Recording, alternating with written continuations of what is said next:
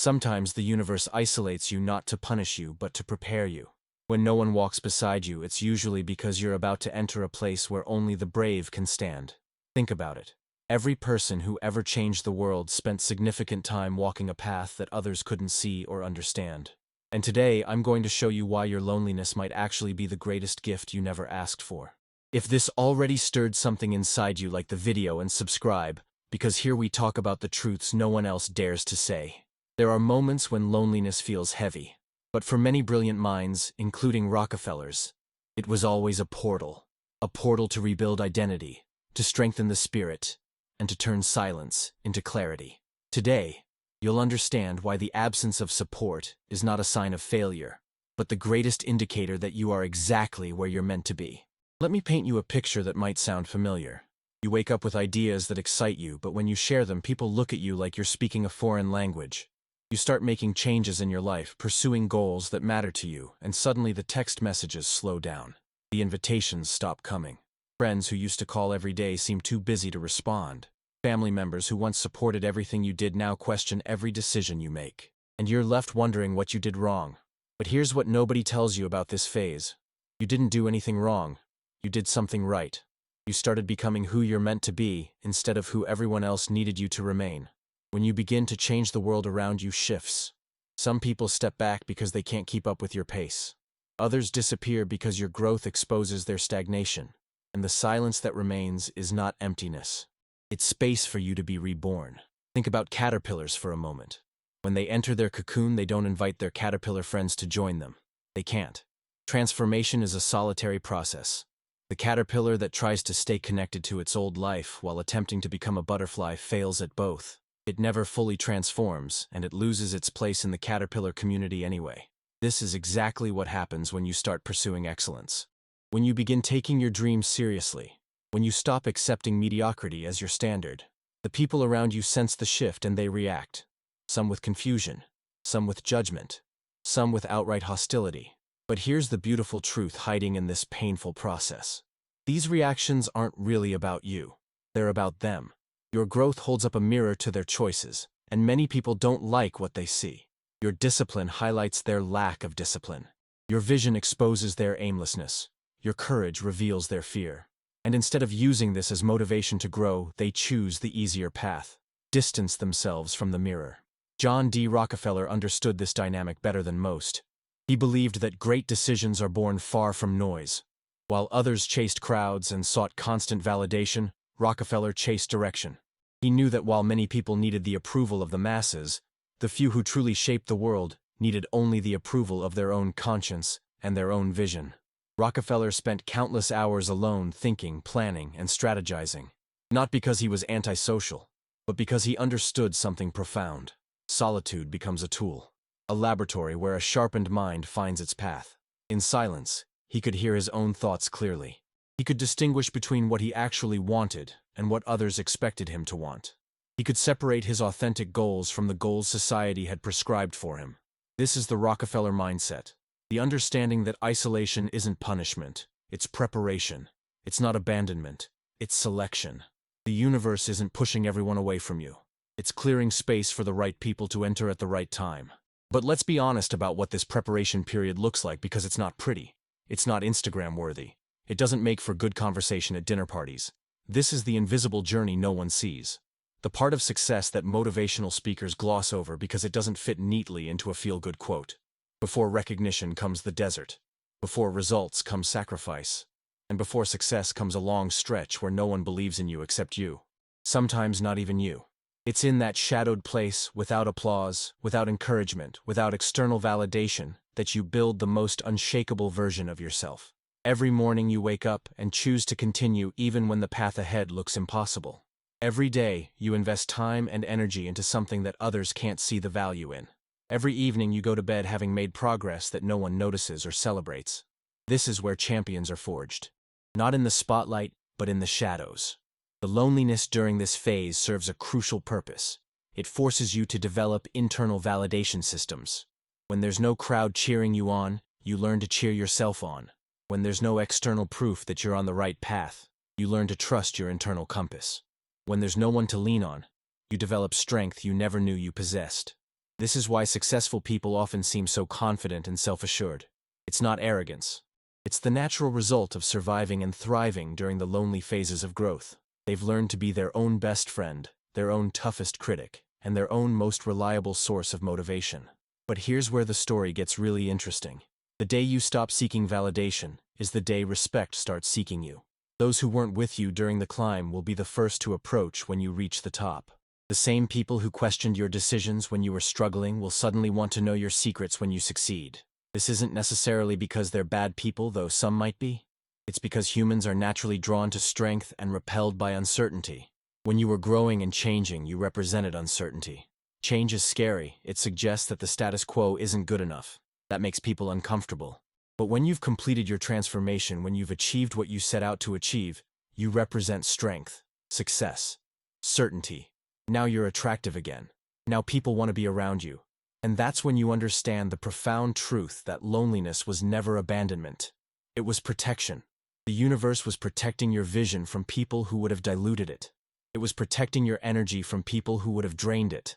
It was protecting your focus from people who would have scattered it. Think about the people who are with you during your lowest moments versus the people who show up during your highest moments. There's usually very little overlap. The people who celebrate your success often aren't the same people who supported you through your struggle. And there's wisdom in recognizing this pattern. The friends who stay during the difficult seasons are rare and precious. These are your true allies. The ones who believe in your vision, even when they can't see it clearly. The ones who encourage your growth, even when it makes them uncomfortable. The ones who celebrate your small wins when no one else notices them. Hold on to these people.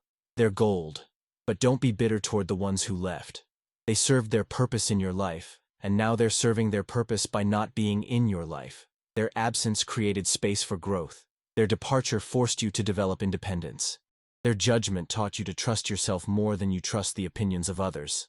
Every person who walked away during your growth phase was actually doing you a favor, even if it didn't feel like it at the time. They were removing themselves as obstacles to your progress. They were clearing the path for people who could handle the new version of you that was emerging. This is why the most successful people often have small circles. Not because they're elitist or antisocial, but because they've learned through experience that quality relationships matter more than quantity. They'd rather have 3 people who genuinely support their vision than 30 people who tolerate their presence. The loneliness you feel when you're growing isn't a sign that something is wrong with you. It's a sign that something is right with you. You're choosing growth over comfort. You're choosing your future over your past. You're choosing who you're becoming over who you've always been. But here's something crucial to understand. This phase of isolation isn't permanent. It's temporary. It's a season, not a lifetime sentence. The right people will come. The right opportunities will present themselves. The right support system will emerge. But it happens on the other side of growth, not during it. The universe has a beautiful way of bringing people into your life exactly when you need them. But sometimes what you need isn't more people. Sometimes what you need is less people. Sometimes what you need is space to figure out who you are when no one else is watching. During these quiet seasons, you discover parts of yourself that crowds would never let you explore. You develop opinions that aren't influenced by groupthink. You make decisions based on your values rather than peer pressure. You create goals that reflect your authentic desires rather than social expectations. This self-discovery process is impossible to complete in the presence of constant external input. Other people's voices, even well-meaning ones, can drown out your own inner voice. Their expectations can overshadow your intuition. Their fears can contaminate your courage. Solitude gives you permission to be honest with yourself in ways that social situations don't allow. You can admit what you really want without worrying about judgment. You can acknowledge what isn't working without fear of criticism. You can dream bigger without being told to be realistic. The most successful people throughout history have all had periods of intense solitude. Times when they withdrew from society to focus on their craft, their vision, or their personal development. These weren't periods of antisocial behavior. They were periods of necessary preparation. Einstein spent countless hours alone developing his theories. Tesla worked in isolation on his inventions. Many great writers did their best work in solitude. Even Jesus retreated to the wilderness for 40 days before beginning his ministry. Solitude isn't the enemy of greatness. It's often the birthplace of greatness. But society has conditioned us to fear loneliness. We've been taught that isolation is punishment, that if you're alone, something must be wrong with you. Social media has made this worse by creating the illusion that everyone else is constantly surrounded by friends and living their best life. This cultural conditioning makes the growth phase even more difficult. Not only are you dealing with the natural challenges of change, but you're also fighting against social programming that tells you being alone is bad. You start to question whether you're making the right choices. You start to wonder if you should give up your goals and return to the familiar comfort of the crowd. Don't. Trust the process.